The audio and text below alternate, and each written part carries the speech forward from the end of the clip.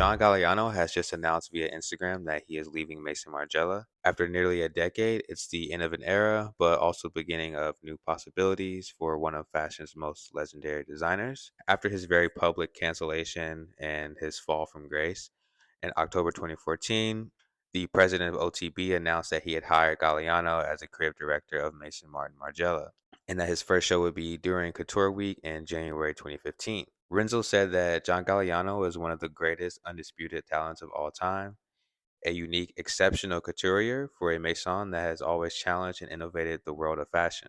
Russell also told Women's Wear that he looks forward to his return to create that fashion dream that only he can create. 10 years later, Renzo has said that working with John was one of the most significant and impactful experiences of his life. He mentored him and showed him his vision, enriching him culturally and allowing him to bring some of that vision and culture to the rest of the group. Renzo said that the industry has a habit of thinking in decades, and these 10 years of incredible, intense work, amazing shows and installations, and extraordinarily beautiful product have laid the foundations for the future of Maison Margiela, which he's very excited about. Galliano's career spans moments at Givenchy, Dior, and his own label.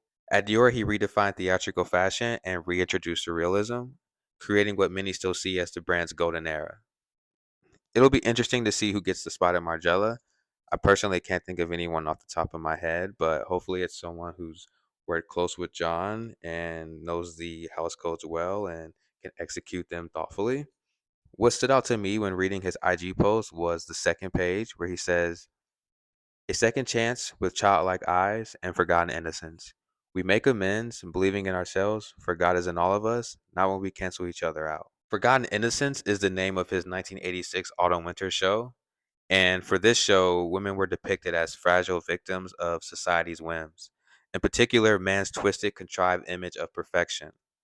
The idea, Galliano said, was to evoke feral children, like those in Lord of the Flies, playing dress up in the attic. For this show, Galliano styled the looks joyfully, putting small crowns that his assistant made with tarot cards and other found objects on the model's long, wavy, pre-Raphaelite hair.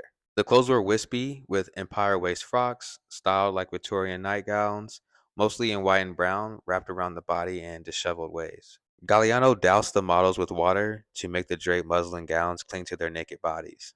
Galliano had come up with the idea from reading about muslin disease, an early 19th century epidemic, triggered by French women wearing sheer wet dresses to look like Greek goddesses and contracting pneumonia.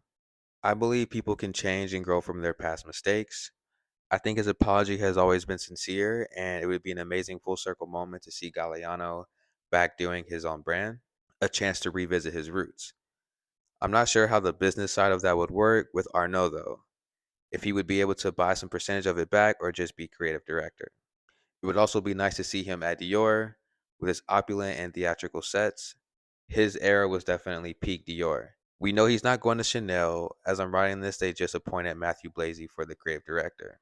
Galliano's departure marks a turning point, but also raises so many exciting possibilities. Where do you think he'll go next? Dior, his own label, or somewhere totally unexpected?